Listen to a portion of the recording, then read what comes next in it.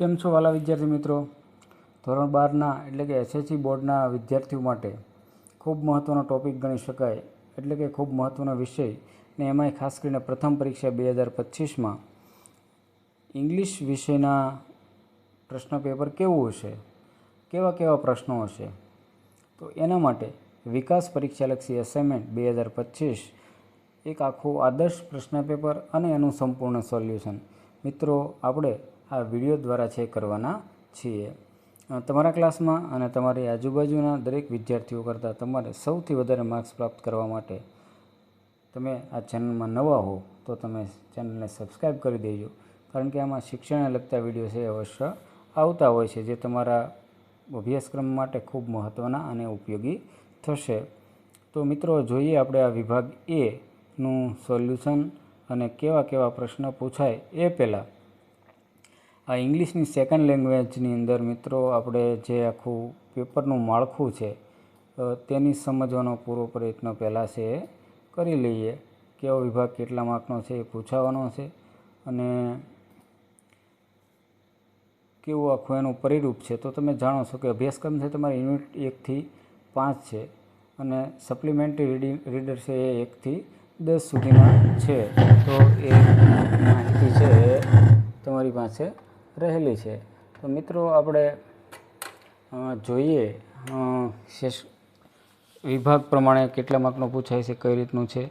તો તમે જાણો કે સેક્શન એની અંદર છે તમારે 18 માર્કનું છે પૂછાશે. બી છે એ પણ 18 માર્કનો છે રહેશે. સી છે એ 21 માર્કની અંદર છે મિત્રો આવશે. ડી વિભાગ છે એ 19 અને ઈ વિભાગ છે એ 24 માર્કનો. આ રીતે કુલ મળી અને આપણું આખું પેપર છે એ 100 માર્કનું છે રહેશે. કેવા કેવા મુદ્દા છે મિત્રો તમે આ આખી પેપર સ્ટાઇલ જોઈ અને સમજી શકશો. સેશન એની અંદર જોઈએ આપણે સેક્શન એની અંદર તો એની અંદર જે આખી ઘટનાક્રમ છે એ મેં તમને વિકાસ પરીક્ષાલક્ષી અસાઇનમેન્ટ જે છે એની અંદર જે જવાબ સાથેની માહિતી છે એ આપેલી છે. આ યુનિટ 1ની અંદર છે એ તમે આ આખો ક્રમ પ્રમાણે એનો જવાબ પણ મિત્રો છે એ દર્શાવેલો છે. અહીં જવાબની નીચે મેં અંડરલાઇન કરેલી છે તો એ એનો છે જવાબ બનશે. તો તમે જુઓ તો એકની જવાબ છે એ અહીં છે 1 અને અંડરલાઇન કરેલી છે એ એનો જવાબ છે. 2નો જવાબ પણ અહીંયા પ્લેસ લખેલો છે. 3નો જવાબ છે ટ્રુ એ એનો જવાબ બને છે. આ જ રીતનો યુનિટ 2ની અંદર 1નો જવાબ પણ અહીં દર્શાવેલો છે, અંડરલાઇન કરેલી છે. બીનો જવાબની પણ અંડરલાઇન છે અને ત્રીજાની પણ અંડરલાઇન. આ રીતે એનો જવાબ બને છે. યુનિટ 3ની અંદર ચર્ચા કરીએ તો એનો જવાબ પણ મિત્રો અહીં છે દર્શાવેલો છે. આમ આખો જવાબ સાથે માહિતી છે એ તમારી સમક્ષ રજૂ કરીએ છીએ. યુનિટ 3ની અંદર રીડ 2ની અંદર જોઈએ તો એનો જવાબ પણ અહીં છે આપેલો છે. આ 1, 2 અને 3નો જવાબ પણ છે મિત્રો અહીં આપેલો છે. યુનિટ 4ની ચર્ચા કરીએ તો યુનિટ 4ની અંદર રીડ 1 એનો જે આ પહેલું, બીજું અને ત્રીજું જે છે સેન્ટેન્સ છે એના જવાબો મિત્રો અહીં છે દર્શાવેલા છે. યુનિટ 5ની અંદર રીડ પહેલું એમાં પણ આ 3 વાક્યો આપેલા છે. આ 3નો જવાબ મિત્રો અહીં આન્સર અને નીચે અંડરલાઇન કરી અને જ આખો જવાબ છે આપેલો છે. એ જ રીતનો બીજો જે આખી સૂચના છે find the write the nearest mining એવો 3 માર્કની અંદર છે પૂછાય છે. તો એની અંદર મિત્રો તમે જોવા તો 1, 2, 3, 4, 5, 6 એ આખો 10 સુધીની જે ક્રમ છે તમે જે આ પહેલાં સૌથી પહેલાં છે આખી આ વાક્યો છે એ જોઈ લો. ત્યારબાદ એની નીચે એના જવાબો છે એ મિત્રો સરળતાથી તમે સમજી શકો એ રીતે આપેલા છે. આ 10 તમે વાક્યો જોઈ લીધા તો ત્યારબાદ એ 11થી લઈ અને 15 સુધીના અહીંયા આપેલા છે. એ બધાનો જવાબ આન્સર કરીને છે મિત્રો અહીં દર્શાવેલો છે. આ 15નો જવાબ અહીંથી જે ક્રમ 1થી લઈ અને બીજો, ત્રીજો, ચોથો એનો આખો 15 સુધીનો છે એનો જવાબ અહીં દર્શાવેલો છે. ત્યારબાદ 3 ક્રમાંકની સૂચના જે છે એની પણ જે કાંઈ વાક્યો છે એ કૌંસની અંદર દર્શાવેલ છે એના આધારે તો એ પ્રશ્નોનો જવાબ આન્સર કરીને છે અહીં આપેલો છે. ત્યારબાદ 2 નંબરનું વાક્ય એનો જવાબ મિત્રો અહીંયા છે. ત્યારબાદ આ બાજુ આવીએ તો 3 નંબરનું એનો મિત્રો જવાબ અહીંયા રિપોર્ટિંગ ને શોવિંગ ટાઈમ ને એક્સપ્રેસિંગ ચોઈસ ને હવે એનો છે મિત્રો જવાબ બને છે. 4 નંબરનું છે આ આખું વાક્ય છે, એનો જવાબ પણ અહીં દર્શાવેલો છે.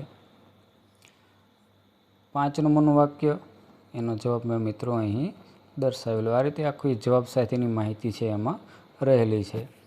ત્યારબાદ ચોથા ક્રમની સૂચના છે.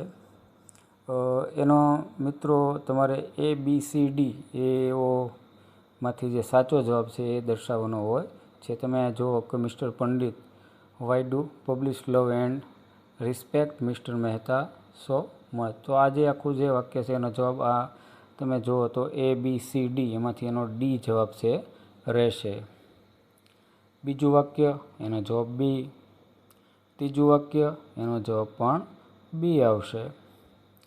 ચોથું વાક્ય છે મિત્રો સીમાવાળું, તો એનો જવાબ પણ સી. અહીંયા અંડરલાઇન કરેલી છે અને એની સામે ટીક પણ મારેલી છે, એનો જવાબ રહેશે. પાંચમું વાક્ય જે છે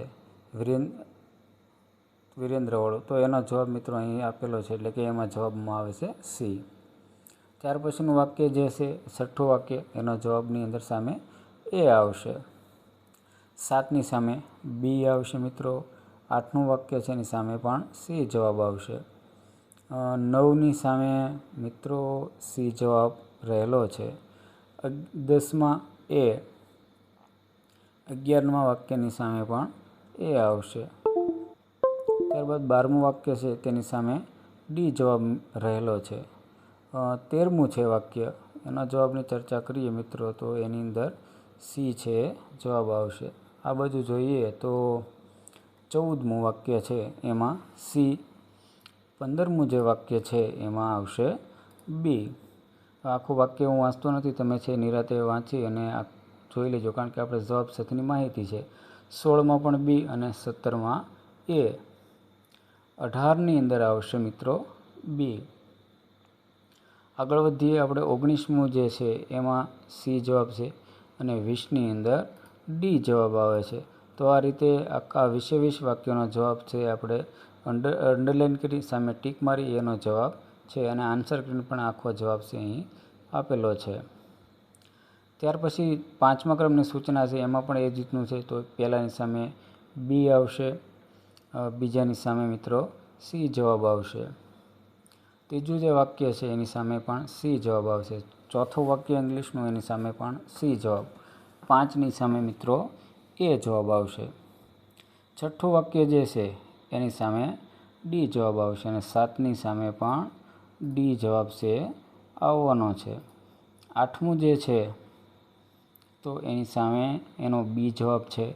how did the children watch the, એ કરીને આખો જવાબ છે. 9મું વાક્ય, એની સામે એ જવાબ છે.